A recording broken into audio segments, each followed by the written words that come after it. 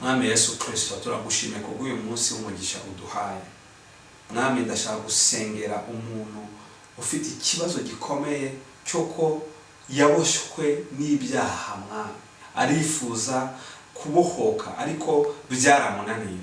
Ari addiction itandukanye, yaba ari addiction y'itabi, yaba ari addiction y'inzoga, yaba ari addiction yo gusambanya, yaba ari addiction yo kwiba, ariko we akifuza kubireka. Mwami, akabura imbaraga.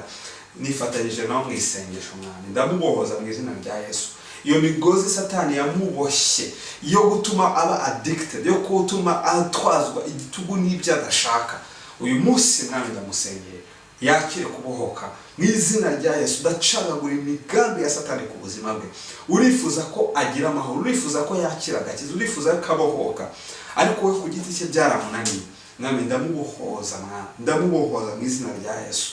Urakoze ko umubohoye, urakoze ko hari icyo ukoze ku buzima bwe, kandi Mwami Imana, reka icyubahiro kibi cyari ku buzima bwe, abamubonaga batangiye babona impinduka ku buzima bwe.